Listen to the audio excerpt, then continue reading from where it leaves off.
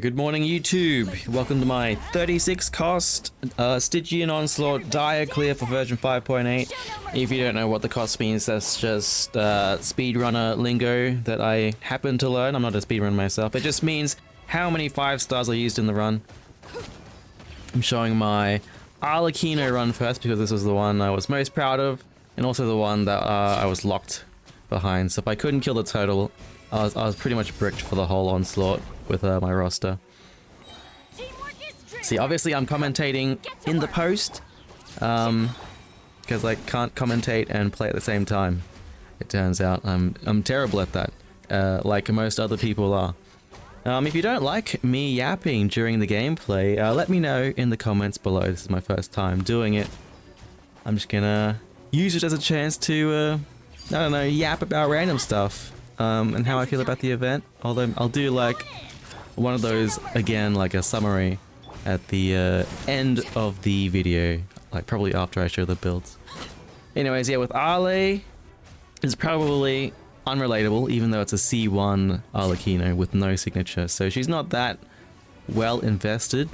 Although after I optimized her, she does have a top 1% build for vape. No! Okay, that was me live when I wasn't just randomly screaming at the same time. So yeah, I actually don't even know where all the 700Ks are coming from. When I calculated on the optimizer, I was getting like 500,000s. Although I might have disabled a few of the buffs because I assumed I wouldn't be getting full uptime on them. Which I am missing, like Bennett and Charlotte thrilling tales most of the time here. But yeah, this run not too relatable because we do have a C6R1 citlali. We got it! Yeah, and that was my joy from the past. Okay, this is our Raiden. Maybe the most relatable run. We have a C2 Raiden here. Not too many other constellations. We just have a C3R1 Chelonan and a C0R1 ineffa. This one kind of plays itself, really. Although, I'm not sure how much of an impact Chelonan C2 plays in this, because it does reduce the cooldown on electro units burst. But I am using Farina before most of them, so I'm pretty sure I don't even benefit all that much from it. In testing, which is to say I didn't test it, so I don't know if ineffa burst is even worth the time. So, if I didn't need ineffa burst to fill up Raiden stacks, I mean, I probably wouldn't even do it. It's kind of a waste of time. I do need Chelonan burst because of Farina, but yeah. Not sure if ineffa burst is worth it. Oh boy. I'm not sure if I'd be able to clear this without ineffa, actually, to be honest. Like, who would I sub in, like Fischl or Xingqiu, one of those? Because Fischl I've used in Mavuika's side on the Papilla, but I don't really need Fischl there. Mavuika kind of just carries that on her own. And yeah, this boss kind of easy.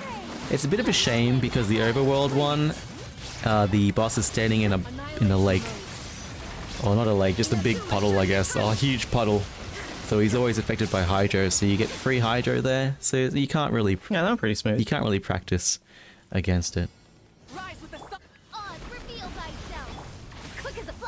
Alright, this is the Mavuika one. This is actually not my best run. When I was experimenting on day 1, I think I got a 62-second clear when I used Iansan and Ororon instead of Fischl. I just don't want to showcase Ororon because he's one of my most disliked characters. Where are you going? Can you like stop moving around? Yeah, lamentations from the past. Yeah, I just really don't like Ororon. He's so infantile.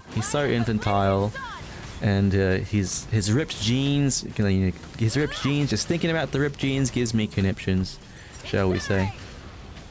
But yeah, this kind of free with a C6 Mavuika. I hear it's also even easy with like C2 Mavuika, so you probably don't even need that much investment. As long as you have a Mavuika, you'll probably be fine, right? I'm guessing. It's difficult to be relatable when you have a C6 Mavuika. I don't know if it's better for me to just keep doing charge attacks here or not. It does save the damage in the shield. Yeah, that was me in the past again. Yeah, when I finish this, I think I do some react at the end. But yeah, C6 Chevreuse. All right, we got it. We got it. We cleared it. We're amazing. We can now. When we say the event is trash now, we're allowed to say that, and then less people will complain.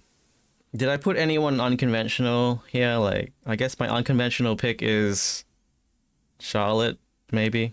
And then everyone else is just what the whales used.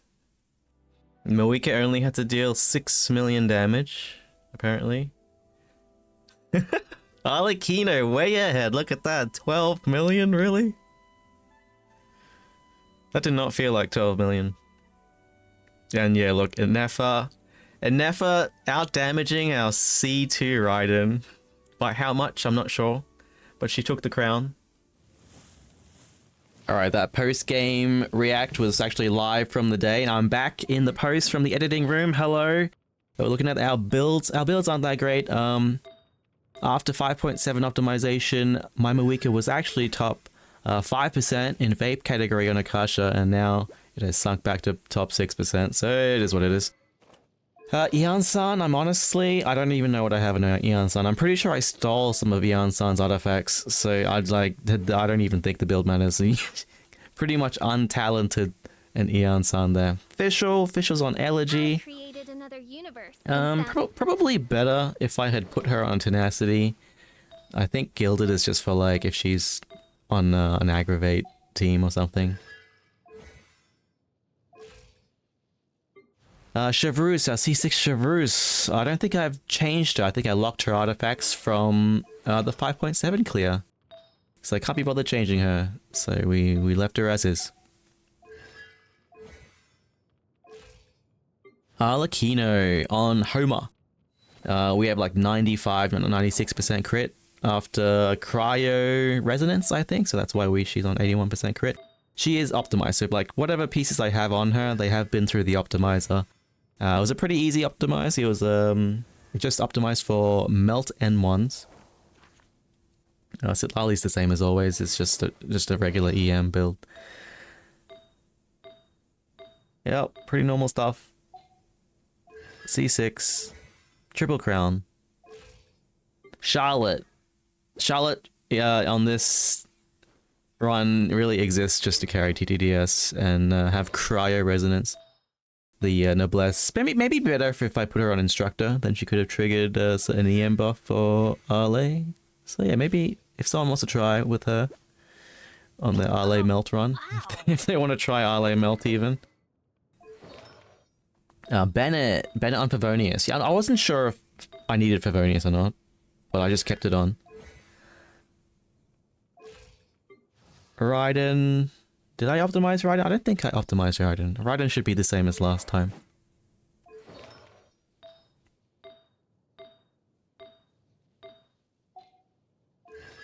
It's a C2 triple crown, of course. And Ineffa's not really that invested yet. I think she's still on level 8 talents even. On two-piece, because I don't really have a cracked out gilded set. So the optimizer just told me, hey, put on two-piece. So, you know, I will obey the optimizer.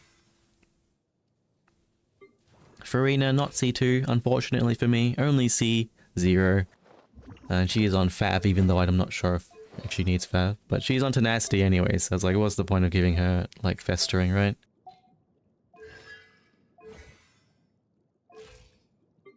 And here's our C2R1 Chalonen with the healing bonus circlet.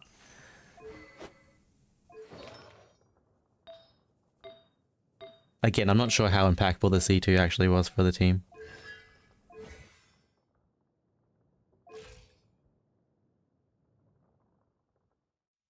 Final thoughts on the 5.8 Stygian Onslaught, on Dire specifically, I want to say. Papilla, the nightsoul gate feels really bad. Feels like the worst boss yet. Obviously it feels okay if you have nightsoul like me. If you have like a Mavuika, And also I hear if you have Kinich, it's fine. If you have Chaska, who's the other one? Varesa. If you've invested Varesa and C6 Iansan, it feels fine. I hear. I've also seen C0, Hutao, and Arlecchino clears, but they also had heavily invested, like, you know, C2 5-star supports as well.